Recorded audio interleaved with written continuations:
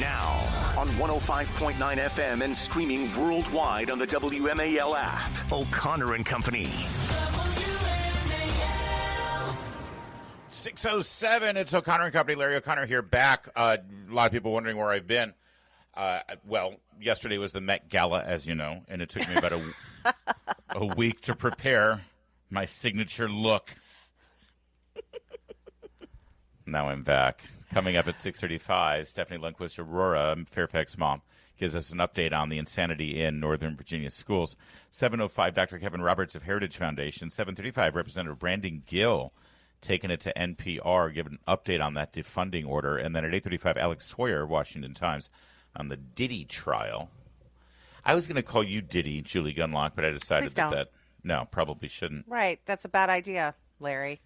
Thank you to Andrew Langer and Hans von Spakovsky and Derek Hunter for filling in my chair while I was gone. But really, it was Julie and Patrice and Mercedes that did all the work. Thank you, Julie. I hope you. I hope you had a good time. I did. It was great. I had a good time too. But very glad you're back. It was my daughter's wedding. She got married to a United States Marine Corps officer. She, of course, is a United States Navy officer, and it means they're now married and they won't see each other for a couple of years. So that's good. I gotta wait a while for grandchildren. That's okay. Well, there are some pictures. There are some pictures on X. Take a look, and Facebook. Yeah. Take a look. It was beautiful, Larry. Beautiful wedding. Beautiful wedding, and it was a great weekend. A great week, I should say. All across the board. And good to be back here because I missed a lot, and there's a lot to catch up on. Yesterday in the Oval Office, President Trump had a very busy day. We already talked about him announcing that the NFL draft will be coming here to D.C. in 2027. That's just the tip of the iceberg on the important and monumental decisions that were made yesterday. Most people really excited about this executive order, ending gain-of-function research. Here, take a listen to what it sounded like, Cut 5. The first relates to gain-of-function research. Gain-of-function research is a type of biomedical research where pathogens are adulterated, viruses are adulterated to make them more potent or to change the way that they function. Many people believe that gain-of-function research was one of the key causes of the COVID pandemic that struck us in the last decade. What this executive order does, first of all, it provides powerful new tools to enforce the ban on federal funding for gain-of-function research abroad. It also strengthens other oversight mechanisms related to that issue and creates an overarching strategy to ensure that biomedical research in general is being conducted safely and in a way that ultimately protects human health more. It's a big deal. It could have been that we wouldn't have had the problem we had. Right? A lot of people say that, sir. If we had this done earlier. Thank you. Before we get into the details, Will Scharf, the assistant to the president and White House staff secretary, he's become sort of a icon here. He's the guy. He's the guy who introduces all of these executive orders before the president signs them. And it's amazing to me that he's going to be able to like monetize this in some way, right? It's like after the presidency, is he going to be able to like go do shows and stuff and sort of give speeches or personal appearances? If he were a Democrat, he'd already have a Vanity Fair spread. His wife would be, invited to the best parties. Like he would be he'd probably have a reality show coming out of the White House. But he's still very celebrated in conservative circles. As well he should be. It's just so cool to see him doing this and get the spotlight in his own way. He's so straightforward and such a great deadpan. But yeah, there it is, ending gain-of-function research. And where's the scientific community here? I was so ready for the outrage. It was saying, oh, no, we must have this. No, they're silent. They know what a nightmare this was, but they were so intimidated by Fauci and all of the, lockstep, almost fascist behavior of the authoritarians in charge of the scientific community at the time that they wouldn't speak out or say anything. They're all cowards because they want their grants and they want their funding. I'm more than willing to hear the alternate side of this. Why do we need gain-of-function research? I haven't been able to get an answer from anyone. Yeah. How are we worse off by not having this kind of research that obviously led to this horrible pathogen? Let's not forget it took a while to get them to admit that they funded this and that this was the origins of what occurred in that Wuhan lab, that this was gain-of-function research. This ultimately came back to kill millions of Americans and millions worldwide. I mean, they've just been dishonest from the very beginning. Yeah, and Senator Rand Paul should be commended for this. Oh, he, absolutely. Of course, a physician himself. He was the first one who raised this in questioning Anthony Fauci, and he was pilloried. And was ridiculed. Yes, Yep. Yes. Absolutely. In the corporate press. Here's Health and Human Services Secretary Robert F. Kennedy Jr. last night on Fox explaining exactly what happened here with gain-of-function research and why it should have never been funded and coordinated, or certainly through the Department of Health and Human Services or through the FDA or through the CDC. It sounds like it should have been more through the DOD. Take a listen. Gain-of-function studies are the kind of science that is designed to make microbes and pathogens more virulent, more transmissible, and more deadly. It was in this country, they started doing it in 1947, the military and the intelligence agencies, in order to develop bioweapons. In 1969, President Nixon banned it all, shut down Fort Detrick, shut down all the labs. That ban, and then signed the Bioweapons Convention. That ban lasted till 2001. And after the anthrax attacks, Anthony Fauci essentially restarted the arms race and the bioweapons arms race, and did it under the pretension of developing vaccines, because of the same science that you develop bioweapons and vaccines. In 2014, 3 of his bugs escaped, and 300 scientists wrote letters to President Obama asking him to shut down Anthony Fauci. President Obama declared a moratorium, but instead of shutting down his experiments, he moved them offshore, mainly to the Wuhan lab. And now, the principal institutions of our government, the CIA, the FBI, the State Department, Department of Energy, all say that it is most likely that those experiments resulted in the COVID-19 pandemic beginning in 2019. So President Trump today moved to shut down this kind of research in this country and to stop funding it abroad. Kennedy, by the way, in the Oval Office during the signing of this executive order, along with Marty McCary and Jay Bhattacharya, Kennedy at the time said, in all the history of gain-of-function research, we can't point to a single good thing that has come of it. And like I said, I'm open to it. I'd love to hear if people can point to what good came of it. I haven't been able to find it. Also, I love the New York Times article on this, where it's like, Trump theorizes that this is what led to the leak of the COVID-19. Buried in the 5th, 6th, 7th paragraph down, American intelligence agencies are divided in their assessments. Really, are they? Yeah. Listen to this.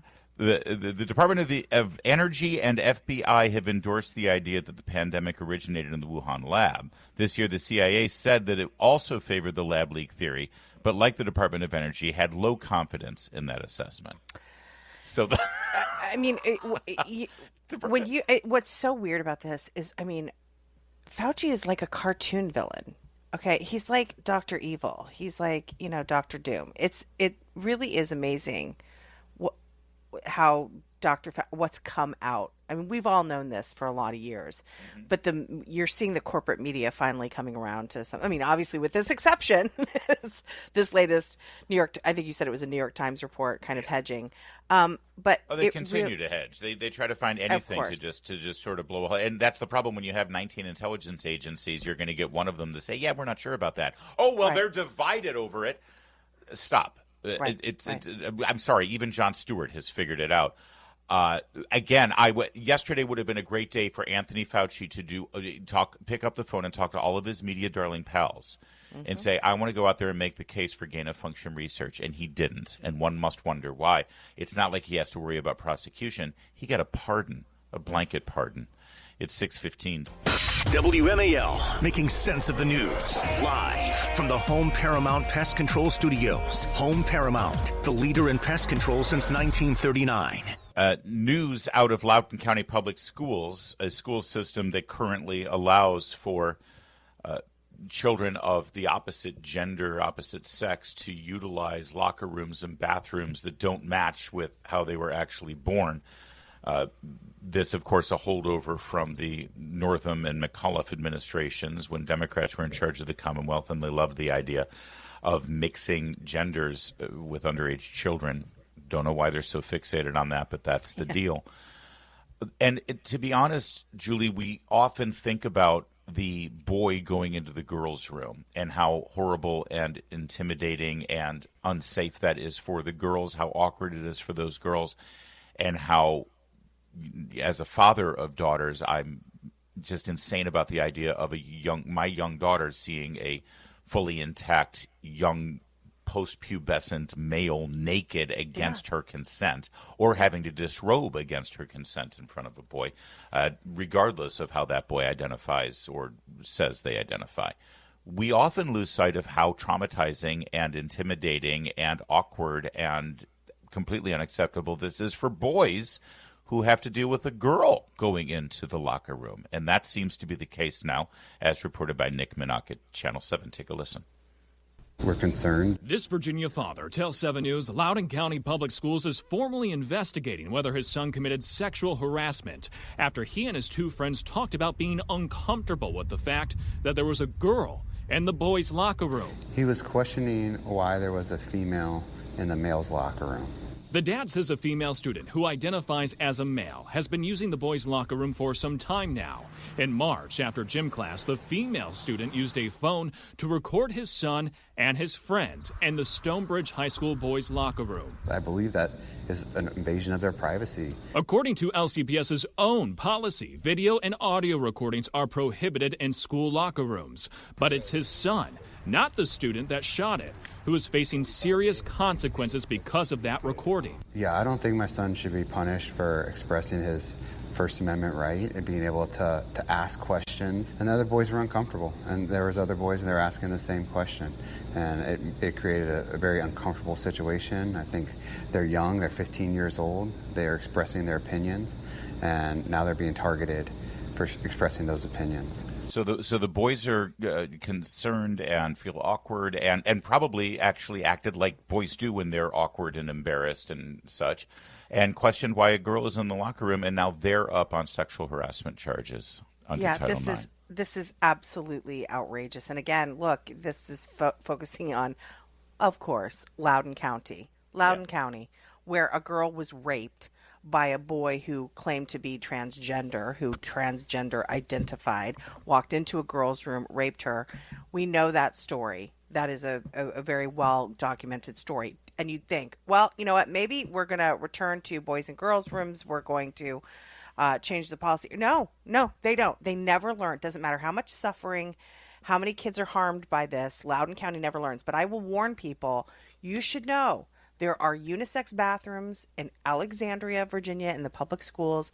This is happening all over. And when I say all over, you know, in left-wing areas of the country. So Northern Virginia, it's all run by left-wing, leftist politicians and officials. It's happening in Northern Virginia all over. If you are a parent with a kid in public school, call your school. Find out if they have unisex bathrooms. We've got more on this report from Nick Minnock. Take a listen to this dad in Loudoun County. He wants LCPS to dismiss the Title IX complaint against the boys. He also believes LCPS should reverse the policy that allows students to use bathrooms and locker rooms based on their chosen gender identity. A controversial policy that put LCPS in the national spotlight after a boy sexually assaulted a girl in a Stonebridge High School girls' bathroom a few years ago. Other locker room issues in LCPS have sparked parent and student protests against Policy 8040, which the school board says is intended to be inclusive to non-binary and transgender students. Today, Loudoun County is one of 5 Northern Virginia school districts being investigated by the U.S. Department of Education for possible Title IX violations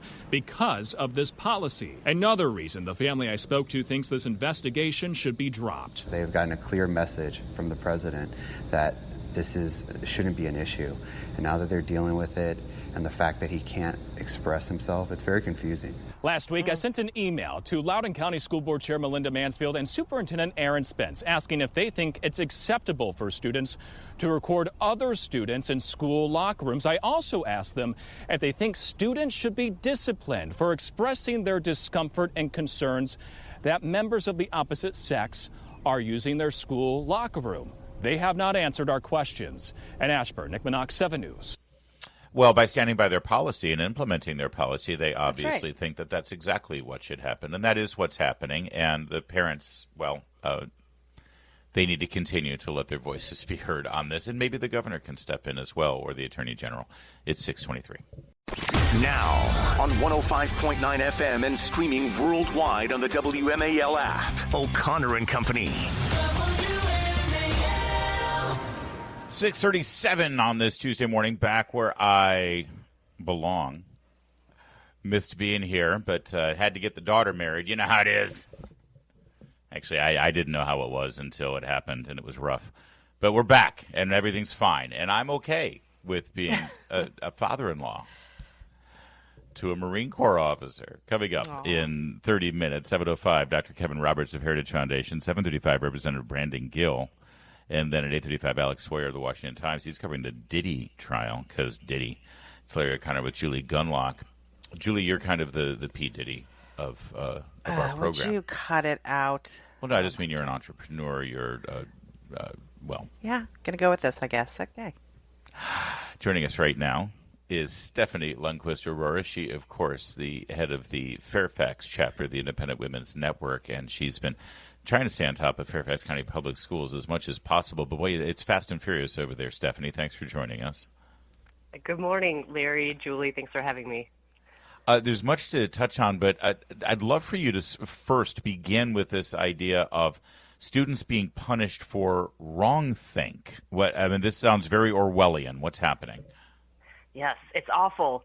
At the end of February, Fairfax County Public Schools administered what's called the Student Experience Survey to its high school students, supposedly just to understand how students view and experience the school, and they claim it so that they can make improvements.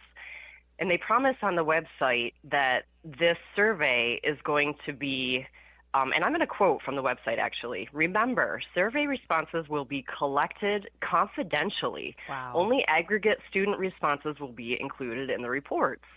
So a very smart and courageous student, let's call him Adam, he took the survey thinking it was going to be confidential. And under the health and wellness section of the survey, he identified district leadership and policies as a source of stress. Specifically, he mentioned things like the Hayfield football scandal and the decisions made with that, the district's pro-illegal immigration policy, and its failure to follow President Trump's executive orders on things such as DEI and gender. Mm-hmm. About a week after he took the survey, a counselor called him out of his history class. And in her hand, she held the responses to his survey. She had them all just in the hall, very publicly. The confidential, right in front of her. The confidential responses in the confidential survey. Yes. And can you imagine, even as an adult, if your boss was like, hey, take this survey on the workplace, it's going to be confidential, and then your boss, as an adult, is standing outside your office with your survey responses, like, this would be really hard to deal with even as an adult. You'd be like, I thought it's such a breach of trust and confidentiality. Like, they told you it was going to be confidential. So she asked him, she wanted to press him for more information. And this is in the hallway. She's pressing him. Like, what did you mean by this? What did you mean by the executive orders? Why is it causing you stress? Not even in her office, just in the hallway. So obviously, this particular student is, as I mentioned, incredibly smart. And so he had a good relationship with his parents. So he went home and he's like, the strangest thing happened to me today. And can you now, and by the way, Larry, congratulations on your new son-in-law. I know you guys are both parents. Can you imagine if your kid came home and said, I took this confidential survey and then got grilled about it from a counselor or a teacher or an administrator in the hallway? Like, can you imagine how, as a parent, you would feel? Oh, absolutely. It's a complete and total violation. And Stephanie, this gets worse, though, because he was flagged by the high school as a mental health risk, correct? Yes. So he had no idea. As a student, he's just experiencing this at the student level. So when he told his parents, really involved, great parents, called the school and they were like, what is happening? Why did you do this? Like, if obviously this is a real bad situation for a kid to be in. And the school said, oh, well, yes, well, it was supposed to be confidential, but we do flag some surveys in case the student is a harm to himself or to others. And so Adam's mother was like, well, what are you thinking my son is, a harm to himself or a harm to others? And they said, oh, well, the district decided and labeled him as a harm to himself. And so then the mother asked, she's like, let me just I just want to clarify this. You labeled him a harm to himself because he doesn't like district policies. And then you decided to not tell us about it. Like, you actually labeled him a harm to himself, and then you don't notify the parents that he might be a harm to himself, and that you're pulling him out into the hallway to discuss this survey. Oh, so it's crazy. And let me tell you, as I was kind of working through this story and talking to Adam and his mother, I also was like, well, let me just see where the school district stands on this. So I requested comment. And this is all in iwfeatures.com if you're interested in reading the original story. I asked, obviously they can't release information about the student or his survey. So I was like, what's the district's policy with regard to flagging students' answers to surveys that are supposed to be collected confidentially? I was asking, what's the policy here? And is it policy to label students who criticize the district's policies as a threat to themselves or others? And what was their answer? They didn't say anything. They didn't respond to me. So first, the media relations office didn't respond to me, and then I sent another one after the report was published to the school board members, and I was like, "What do you have to say for yourselves about this?" And here's the report. Do you have any defense? And of course, they didn't respond. But really, in their defense, what could they say? We're upset you caught us again. So Stephanie, there's been no response from Fairfax. Have they removed this flag from his file? Well, I was just talking to his mother about that, and I think that when this happens, and this is for all viewers any conservative kids or really anybody with a student in public schools, you need to be really vigilant, probably opt them out of everything. Don't let them take a survey because obviously these things aren't as people say. They're collecting data on your kids. But it's really unclear. So there's a law called FERPA. And I was talking to his mother about it, and I said, well, it's time to do a FERPA request and make sure that he's not still flagged. Yeah. So she's going to have to go through that process. Listen, this again has been featured over at IW. Give the email again because they do great work over there. Well, I work there too, so they do great work over there. But give that information, Stephanie. Yes. So it's iwfeatures.com, and you can read a lot of great stories on there. Well, that's just one story. There's another story I want to talk to you about here, and that has to do with the dropout problem among students in Fairfax County. It's one specific kind of student or category of students. Do you have time to stick with us for another segment? Oh, I sure do. All right, cool. More on Fairfax County Public Schools here in just a moment with Stephanie. Please keep it here at 6:44. Making sense of your world. Thank you for your clear insight. News Talk 105.9 WMAL. This is a major wake-up call. Making sense of the news. WMAL's Vince Colonnese, weekdays at noon on 105.9 WMAL, making sense of the news. We only have a couple of minutes to get to this, but we're focusing on Fairfax County public school problems. We've got Stephanie Lundquist-Aurora, who's become sort of an accidental expert on that as an activist and the chapter leader for Fairfax County for Independent Women's Network. And your op-ed in Washington Times focuses on surprisingly high dropout rates right now, specifically for what's called English learners or multilingual learners. By the way, the budgets are exploding right now because these school systems are legally mandated to accommodate so many children who have been brought here from foreign nations, many of them illegally in the country, and they don't speak English. So you've got to hire all of these translators, all of these teachers who are well-versed in all languages. And despite all of that money, Stephanie, we've got a huge crisis here, don't we? Yeah, we really do. The number of the English language learning students has really grown since the inception of the county's sanctuary policy. It's affected the schools adversely, and some more than others. You can see that they're concentrated in certain schools. And you can look at as you mentioned in the op-ed in the Washington Times, you can look at kind of which schools have the most English language learners, and they happen to have, it's affecting their dropout rates because in the 9 most problematic schools in terms of their dropout rates, like Herndon High School, for example, had in 2024, and this is according to Virginia Department of Education data, had a more than 8% dropout rate.